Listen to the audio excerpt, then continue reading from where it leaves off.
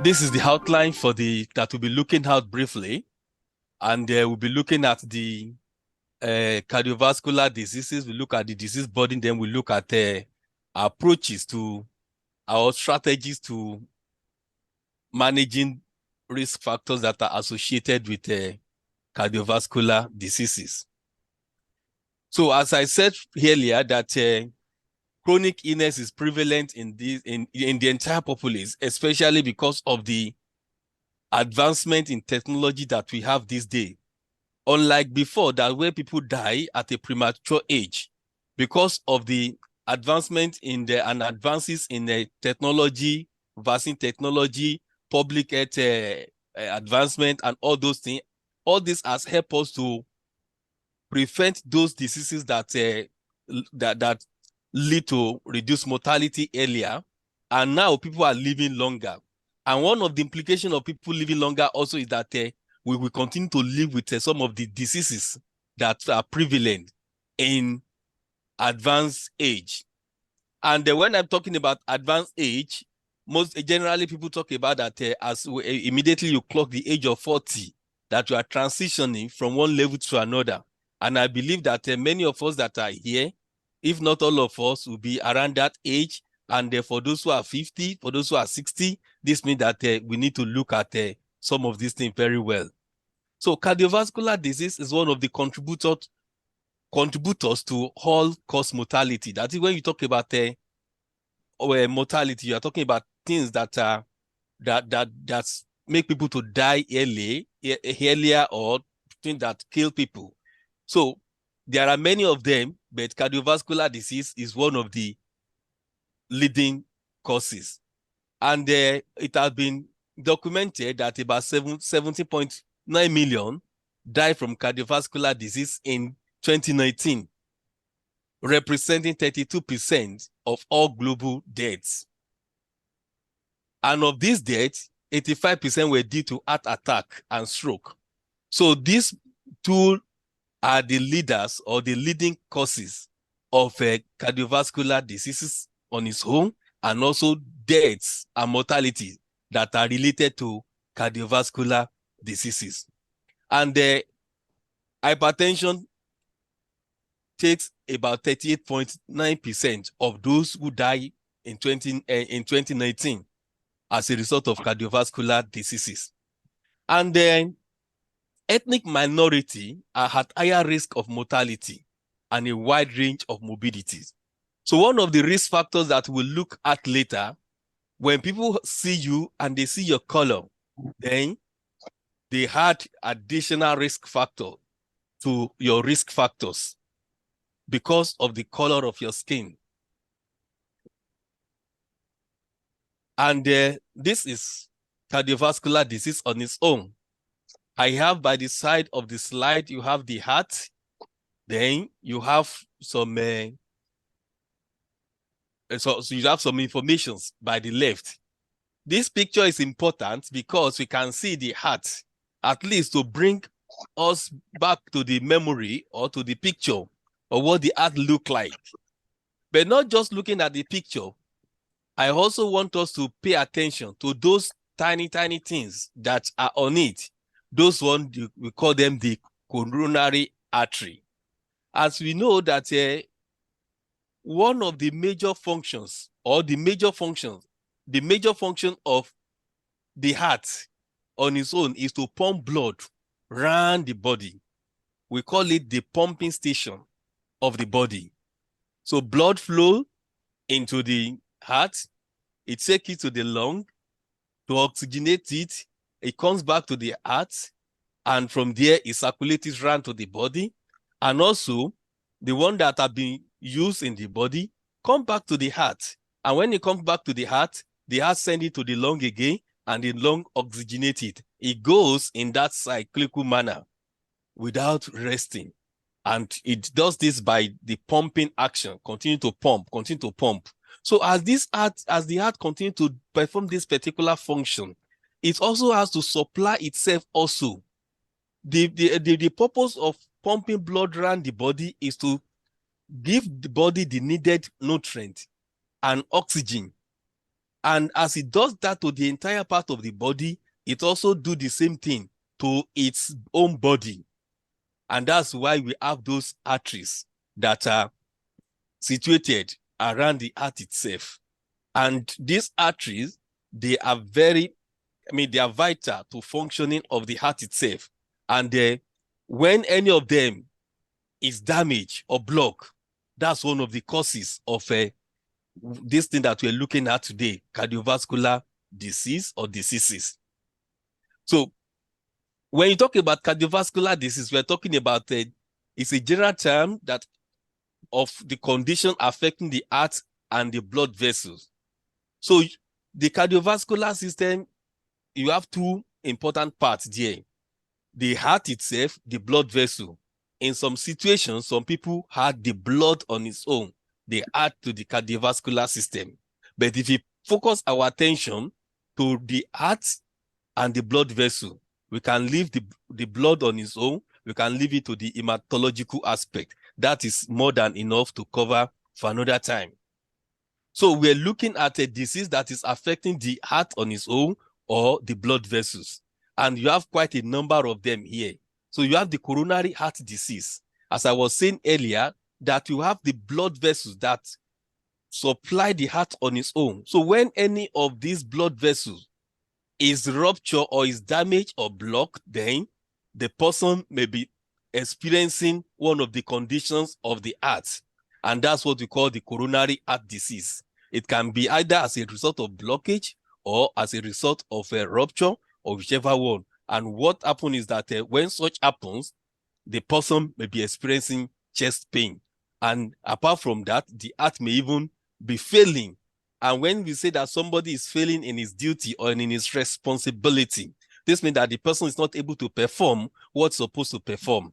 And in this case, the primary function or the primary duty of the heart is to supply blood, to pump blood around the body. And when it cannot do that, it's failing, then there can be heart failure. So in addition to that, you also have cerebrovascular disease, which the two major type of it is stroke and the transient ischemic attacks. So this also, because of old age in this environment, you have many people that are living with it. And the early detection is vital to this also. In addition to this, you have other one also, peripheral arterial disease, so which affects the blood vessels as they move around the body. So when any of them is having issues, either as a result of blockage or rupture, then there may be problem in one part of the body or the other. You also have the rheumatic heart disease that is also affecting the heart on its own. And another one is a congenital heart disease. This is as a result of inborn error. Let me use that word, inborn error, because when baby or fetus is being formed in the womb, a lot of multiplication, a lot of developmental process continue to take place within the womb. And if during that particular period there is any error or maldevelopment, then the person may have congenital heart disease. So you have some people who when they're born, they have hole in their heart. You have some that because there is hole in the heart, blood that's supposed to pass to the lung for oxygenation will not be able to pass there. There is mixture of oxygenated and deoxygenated blood, and that person may be experiencing one symptom or the other. You also have deep vein thrombosis and pulmonary embolism. When there is any clot formation within the vessel, and there may be a problem at that particular vessel. But if that clot formation within the vessel break away and is transported into the lung, it can cause a life-threatening problem to such individual. So you also have aortic disease, which is related to one of the large blood vessels in the body. What of the disease burden? There being about 3/4 of the world deaths, they are as a result of cardiovascular diseases. And the funniest part of it, I don't want to say the beauty, is that most of these deaths, they occur in low and middle income countries. And why is that one important to us? It's important to us because some of us will either come from that place, or if you have been here for a long period of time, you may still be having family or family members who are there. And one thing that I believe is that whatever happened to your relative, irrespective of where they live on this planet Earth, is they affecting you also. Because they may call you at one particular time or the other, oh, so person is ill, so person is sick, they have been rushed to the hospital. Then definitely, whatever you are doing at that particular time have to be affected. Then some of these diseases, some of these death and all those things, they occur as a result of poor access to primary healthcare programs. In most developed countries, in low and middle income countries, there is poor and less access to effective and equitable healthcare services. And I want to surprise us also that in the past, maybe about 5 years ago, 10 years ago, when you talk about the poor access to healthcare services, it is one of the things that we use to stereotype the less developed country. But this day, I can tell you that most of the developed country also, they also have their own bit of it. We all know what happened. The waiting time, the ambulance response time, and all those things. This means that even in the developed country also, we are having a bit of it. And what we can do is what we are trying to discuss this evening.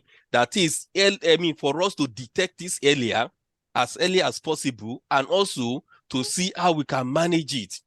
And another problem that is also causing disease burden is late detection. And this one is also applicable to both the less developed and developed countries because of excess workload on the healthcare system in these places.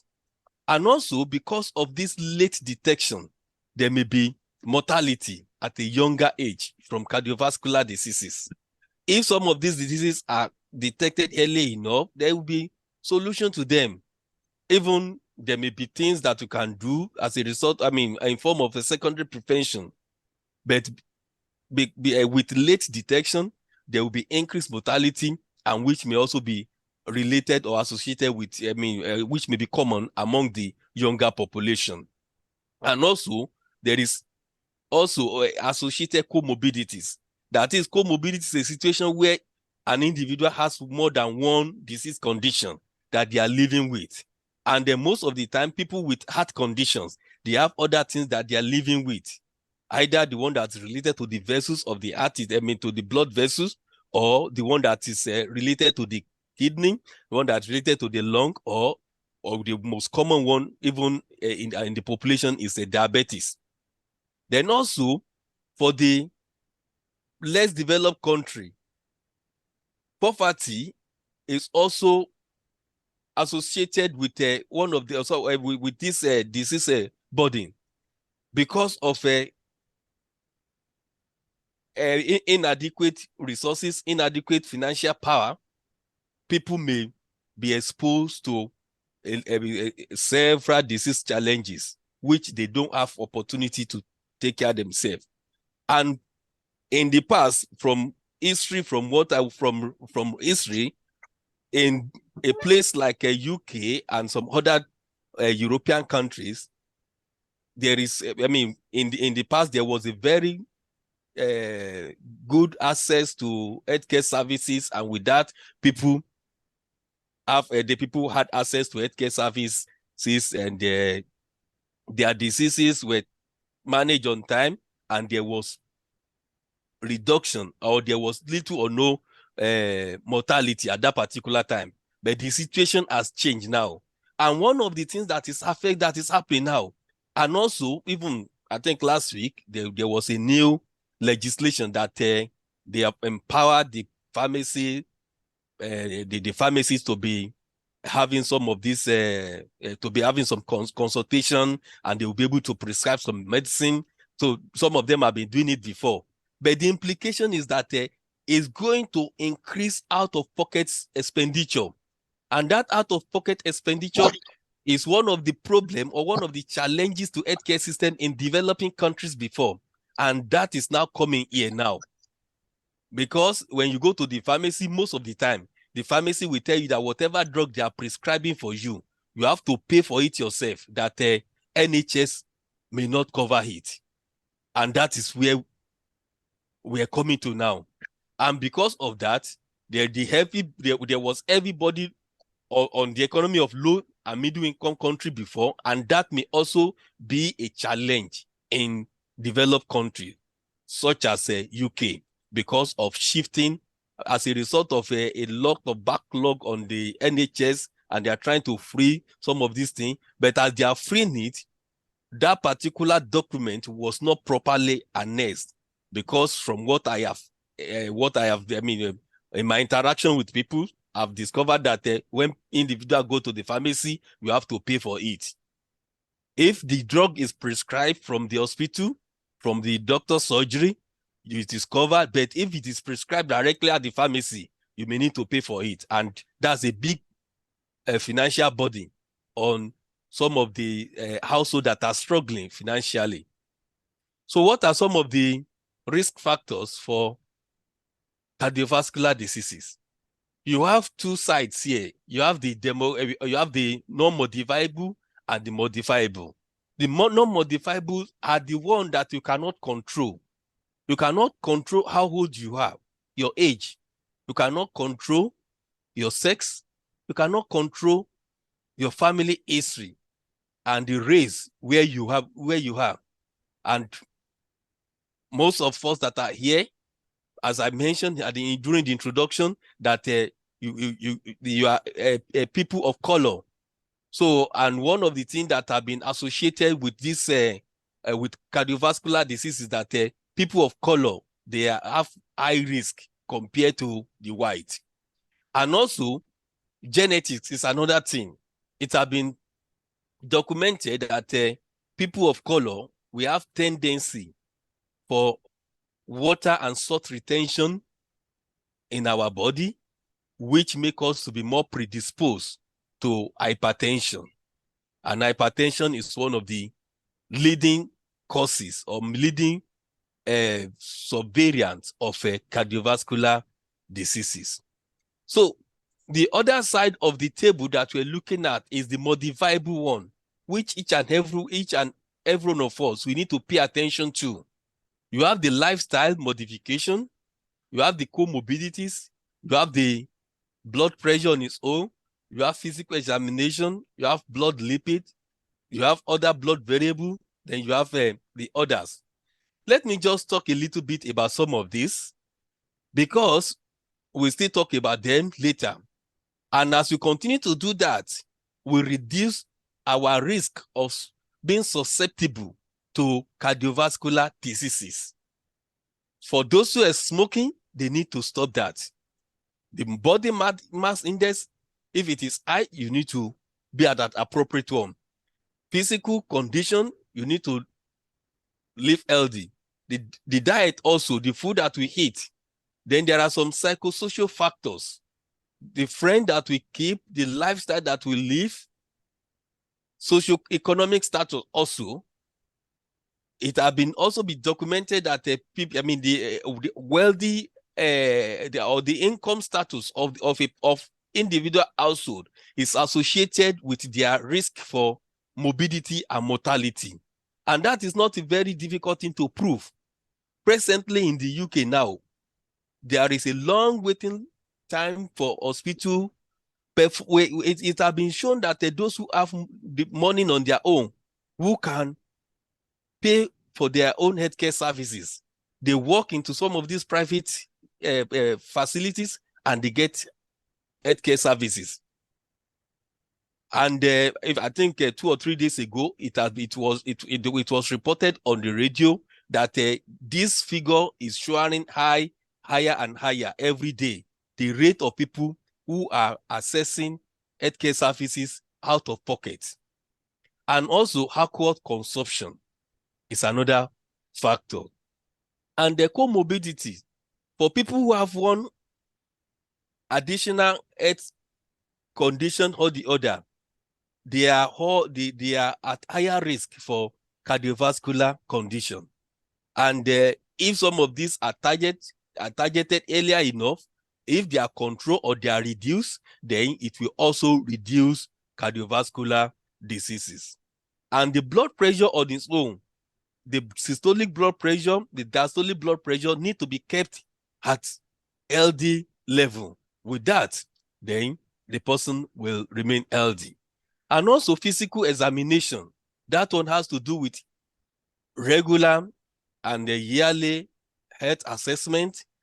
If there is any problem and it is detected early enough, then the risk for morbidity and mortality will be reduced. Also, blood lipids, the cholesterol, the higher it is in the body, the more risky it becomes to the blood vessel. And we have other blood variables, such as blood glucose, C-reactive protein, albumin level, and other blood variables. All these one, they are things, these are some of the elements in the body that will either trigger or increase the risk for cardiovascular disease on its own. And you also have other factors, clinical and social factors, such as the race, as we mentioned earlier, and also the social status within the community. That will give you access to healthcare services. And also part of it is that there are other factors that even other clinical factors, some health information may be given to individual. If such information is not understood, then it will not be beneficial to the person. So these are some of the things that are explained. The other one that I've not mentioned is talking about education. People who are educated, they can understand health information, their health literacy will be high, and it will be easier for them to comply with health information, and they will be able to live a healthy life. The environment also. I was surprised to see I attended a program early today, and I was surprised to see that even in the United Kingdom here, you have some areas that are called deprived area, and the presenter made us to know that the health indices in those deprived area is worse compared to those in other places. And also you have stress level. If you expose yourself to a lot of stress, you are also adding problem to yourself. And there are many things that can cause stress. Some of us want to work 2 shifts, want to work in many places so that you can have enough money. Or you want to think about some of the challenges that is happening somewhere. But all these, they are sources of stress, and you need to reduce it. And one of the way that you can do it is to tell yourself, keep calm. And I want every one of us that are listening, tell yourself, keep calm. So that you can reduce the stress. And also culture and history. There are some cultural practices in some places, cultural festivals, cultural activities, where things are done in excessive manner. For example, in some cultural practices, alcohol and some of those things may be distributed in large amounts, and people continue to consume them. And in some places, it is seen as normal. But medically speaking, we need to do it within a healthy proportion. And history also, I want to talk about history because if you have a family history, the first thing that anybody will be thinking about you also is that that family is, I mean, that health history or health challenges that run in the family may also run in the person. And that may lead to misdiagnosis or wrong diagnosis. And when I was trying to prepare for this, I stumbled on this, that looking at this, I'm talking about, I want to emphasize the ethnic now, that in the UK here, it has been shown that the minority group, they have higher risk of cardiovascular diseases. And two major ethnic minority, you have the Asian, the South Asian, and the Black, that they are at higher risk. And for the Black, you have about 67% and 29% of higher risk. No, sorry, for the 67 and 29 is for the Asian, but for the Black is 51 and 24% higher risk of ischemic heart disease and stroke, myocardial infarction and stroke. So for the Black, we are at higher risk compared to the white one, but our own risk is lower compared to the Asian. And the 4 major risk factors for heart disease, these are them: high blood pressure on its own, high cholesterol, obesity, and diabetes. And if you run yearly health screening or health assessment on some people, you may have some individuals that they are at risk for these 4.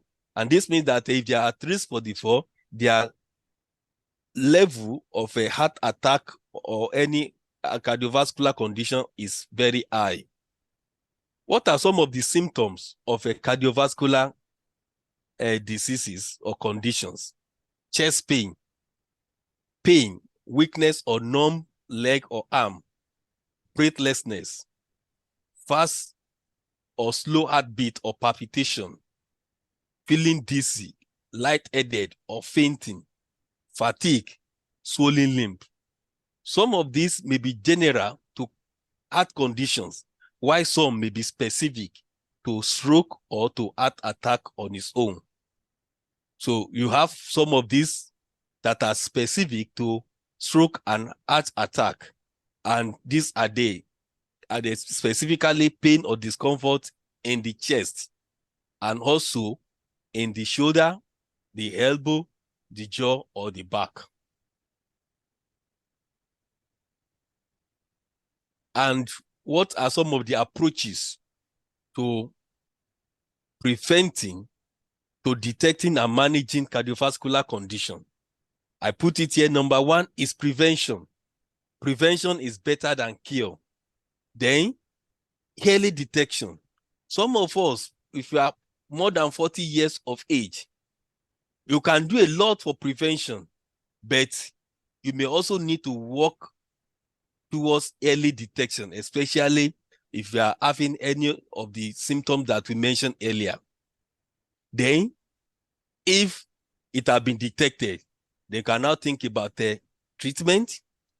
And also, we have, for the treatment, it can be either the medical, in form of a medicine, or in form of a surgical procedures. So the first thing that we need to do is to talk about health education. And there are a lot of efforts that government is putting in place to make sure that they increase awareness of hypertension and other heart disease or heart conditions, the knowledge of healthy lifestyle, treatment of hypertension, and control of hypertension and diabetes. A lot of education have to be put in place. And I'm happy. One of it is what we are doing this evening, increasing our awareness of this and also educating ourselves. And also adherence to management strategies or therapy that might have been put in place for us is also important. And also for the prevention, we talk about lifestyle management. So one of the things that we need to do is, number one, we talk about primary prevention, or you talk about secondary prevention. For the primary prevention, healthy diet, healthy weight, regular physical activity, reduction in tobacco use, cessation of alcohol. For the secondary, glucose level monitoring, control of hypertension, and adherence to treatment. We still look at some of them one by one. So for the healthy diet, I have here all these. And these are some of the things that will come around regularly. Eat food that are healthy. But because of maybe your work demand and all those things, you may need some people, they eat some things that it is called junk. But we have to be careful. Pay more. We need to pay more attention to what we eat. Our food will define who we are. We define our health status. And then the last on that particular list is our salt intake, which is important. Most of the food that we buy outside, they are full of salt. This means that one of the approaches are either to go back to the number one, to eat more of fruit, to eat more of vegetables, so that you can reduce your salt intake. And somebody said earlier today that even if you are not rich enough, you may not be able to buy some of these ready-made fruit and veggies that are available in the supermarket. An healthy weight, to maintain a healthy weight, we need to know what our health status is in form of our weight and our height. And that's what we call BMI, body mass index. Is one of the things or one of the pointers to how healthy we are. We can see a chart on the slide. So that particular chart is showing whatever figure that your own is, where you will be. So you look at your weight and you look at your height. So when you take your weight, you divide it by your height in square, and whatever you have, you get. And the healthy one is between 18.5 to 24.9. So if you weigh less than 18.5, you are not healthy enough. And if you weigh more than 24.9, if your own is 25, if your body mass index is 25, you are already on the high side. Then you need to do something. So this is another measurement. We call it waist to hip ratio. So it is done to also, it's a form of measures to know how healthy we are. So for men, it must not be up to 1. That is 0.99. Anything that is above 1, if it is 1 below, it is still okay. But when it is more than 1, it is not healthy. For women, preferably 0.9. But when it is also crossing that mark of 1, is also not good enough. Then we need to know our blood pressure. You need to do that regularly. And you have some of these ready-made blood pressure machine that you can have on your own. It is advisable that every household is supposed to have one. It's not very expensive. I think you have smaller type, you have the bigger type, the small and the big. The smaller one maybe around 18 pounds or 20 pounds or so, while the bigger one is around 24 pounds. Some maybe even be cheaper than that. So if you have it, you check your BP regularly. So when you check it regularly, you'll be able to know whether you are on the healthy side or not on the healthy side. And we have the chart on the slide also that shows what is the acceptable for for age. Then you have it, the minimum and the maximum. Then if what you have should be, you have the upper figure, then you have the lower figure. So you should, when you check it, you have it. And the digital machine that we have this day is very easy to use, and you can easily get it. You can record it and even send it to your GP for any advice or whatever. If you think what you have is not if it is above the normal or it's below the normal. If your BP is too low, then the person may be prone to hypotension. The person may be walking on the street and just collapse. And if care is not taken on time, the person may go. But thank God for ambulance services that we have around here. You have defibrillator in many places that can be used to even revive people. But in some places, even in the UK here, that are very far from the cities, from the city, they may not have that on time. And that's why education is important and the prevention is important. You know this thing, then if you know that, oh, this is too low, then you call your GP, or you call your GP, or you call your nurse practitioner. Let them give you the necessary advice. If it is too high also, you call them. One of the advices that will be given if it is too high is that, okay, can you repeat it again? Or can you take some rest and repeat it later and see what will happen? Then physical activity is also important. There are a lot of things that you can do. If you are the type that you are active, you are active on daily basis, you may not have much challenges with this. But if your work involves too much of sedentary activities, that you sit down doing most of your activities in the day, then you may need to put more effort to this. You need extra effort. You can walk around, you can do jogging, you can go to gym. And also, NHS has invested a lot in this, and they still keep on doing it day by day. So you have what I put there, the NHS app, activity app. You set target, and if you use it daily, you are going to get how much work you have done.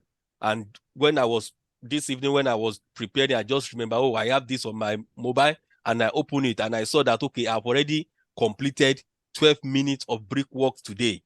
So it set a target of 10 for me. So this means I've done 10 and I've done another additional 2. So maybe because I did some working today unintentionally. So, but if we can make it an intentional habit so that we can keep ourselves healthy. And also, one of the evil causes of sedentary activities is television watching. So you can reduce your viewing of television, reduce your viewing time, participate in activities, walk around, and also you can make healthy lifestyle a family affair. Let it be for entire family, so that when one member of the family is going out, the other one will not be sitting down watching telly. We'll see that one later. And also, when I was looking at this, I saw that in England, in UK here, it has been documented that one of the benefits of physical activities, that it reduces cardiovascular disease by 35%. So if you can do 150 minutes of moderate to intense activity every day, or you do 75 in 2 days.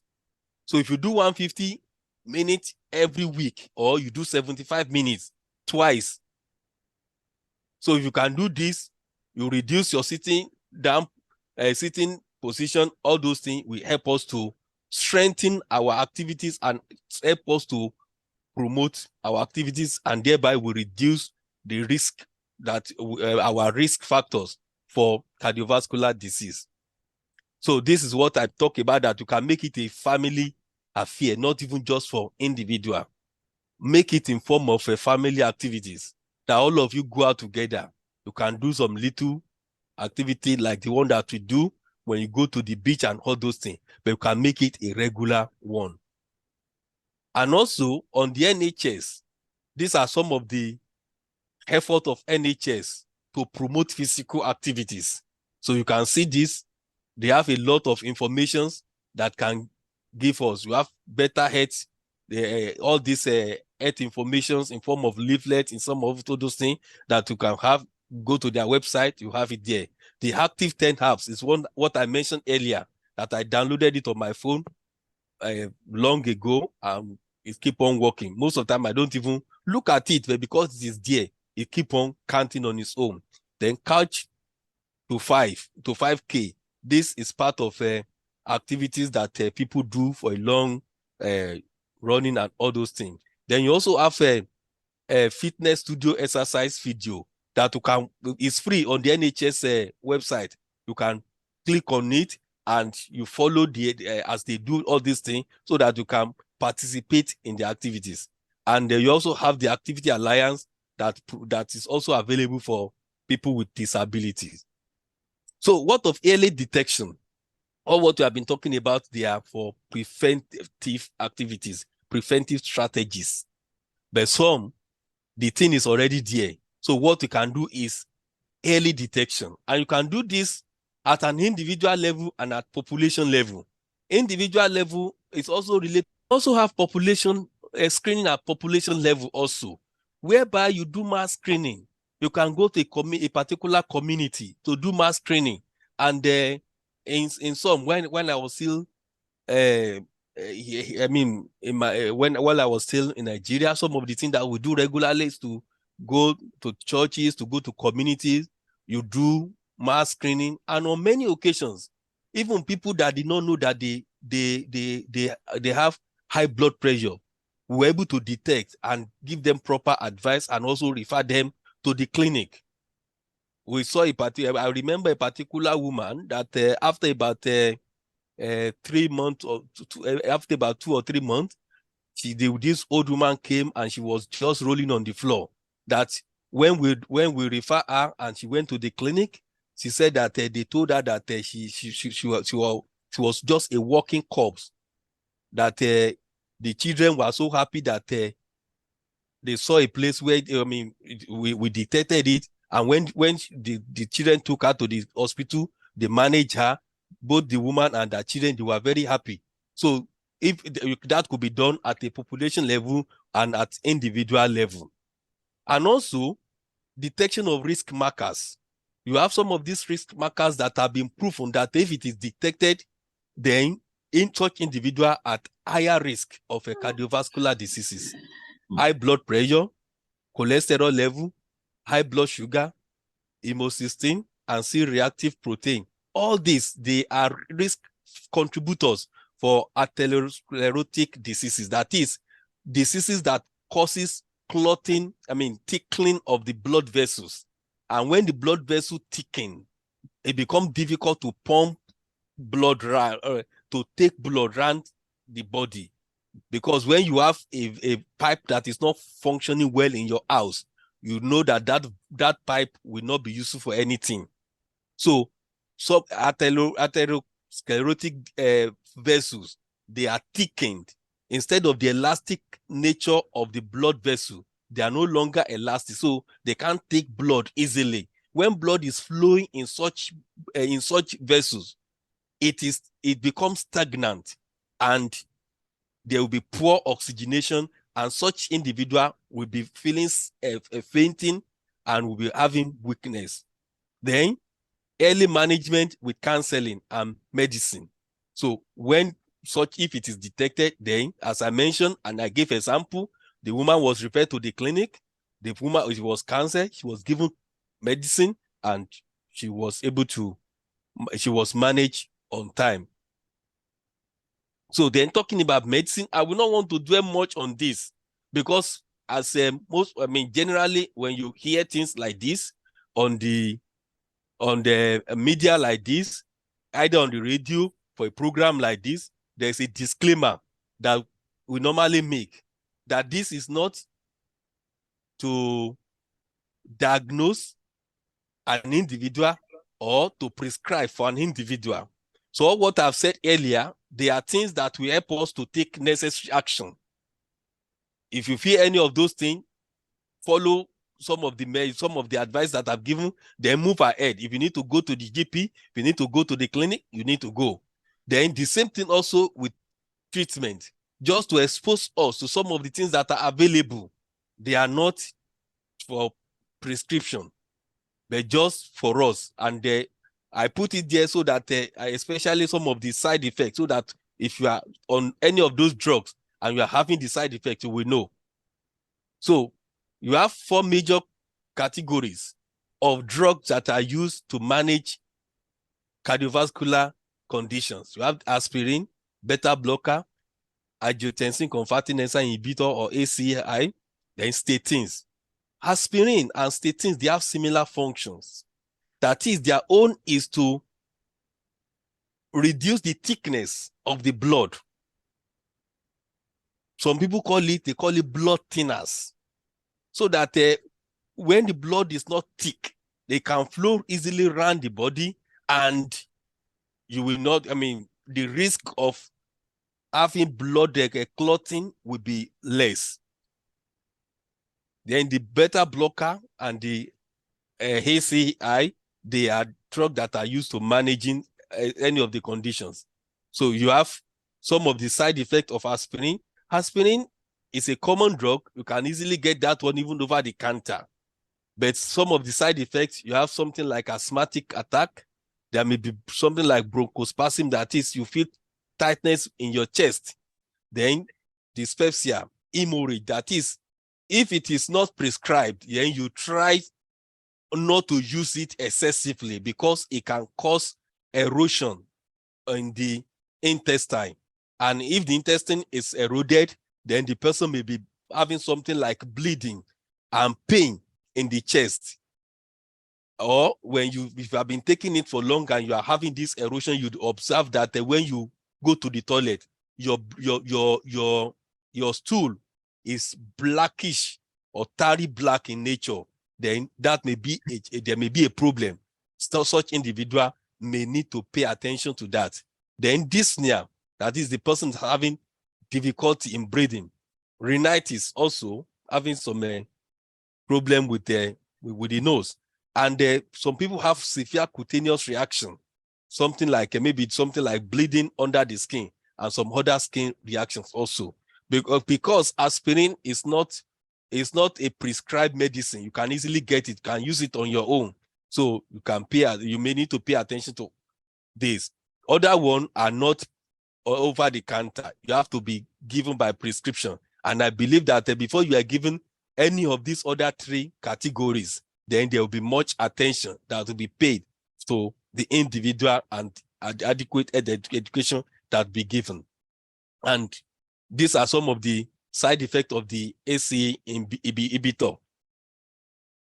And you also have the beta blockers. These are some of the examples, and you have the side effect also. These are some of the side effects. As I mentioned, we need to pay attention to the side effect because we may have 1 or 2 of us who are taking any of these drugs: dizziness, tiredness, blood vision, cold hand and feet, slow heartbeat, diarrhea, nausea. These are some of the things, the side effect of beta blockers. Then for the ACE inhibitors, these are some of the side effects: dry cough, increased potassium level in the body, in the blood, fatigue, dizziness from blood pressure going too low, dry, irritating cough, headache, loss of taste. These are some of the things that may be affecting the individual. Then for the statins, these are some of the examples, and these are some of the common side effects that may be associated with it also. Some of these side effects, they may even be overlapping, and because some of these drugs are prescribed together, you may not even know which of them is causing it. Then there may be surgical operation also that either they may need to do one thing or the other to open a block vessel. They may also need to repair a valve, and also there may be transplantation. There are some, in the heart, you have valve that prevent blood from backflowing, either within the heart or the one that is preventing blood that is coming into the heart. So any of those valves, if they have problem, this means that blood will be backlogging, will be flowing back. Then for such individual, it need to be repaired. Then also, you have some that may also benefit from heart transplantation. The woman that was killed in Israel by those Palestinian Arab, the man that lost I think he lost his wife and 2 children. The wife has already signed that when she dies, the heart should be given to a donor. And I think after the death of the woman, the heart was affected and was given. So another person benefited from it. And the husband, I think the husband and the other sibling, they visited the person and they saw. So individual can benefit from that. And also there may be artificial hearts that can be done also. There have been a lot of advances in that. The first artificial heart that was invented was too big that it couldn't fit into the chest of anybody, and they have to keep on doing it, and there were a lot of improvement on that. Then these are some of the devices also for the pacemaker, for the prosthetic valve. So the pacemaker, they are the thing that help us to regulate the beat of the heart.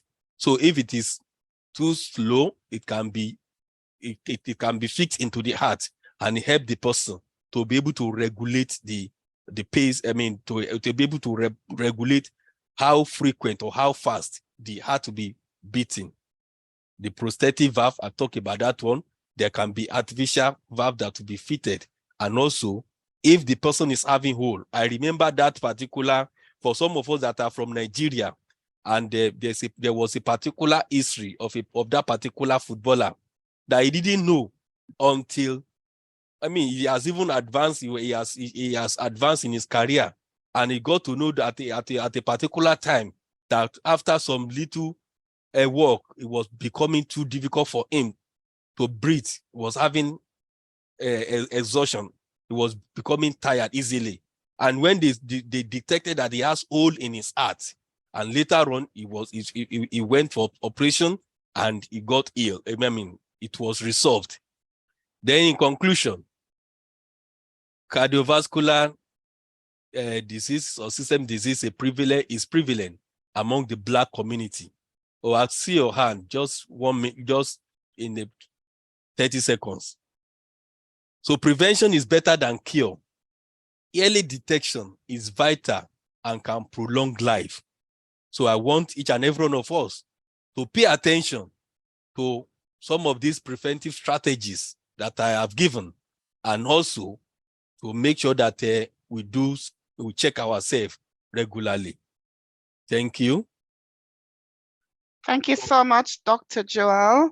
Quite an interesting, very interesting topic. As you said, prevention is better than cure. That was my thing that I picked up. And also you mentioned that cardiovascular is one of the main cause of death and disability in the UK.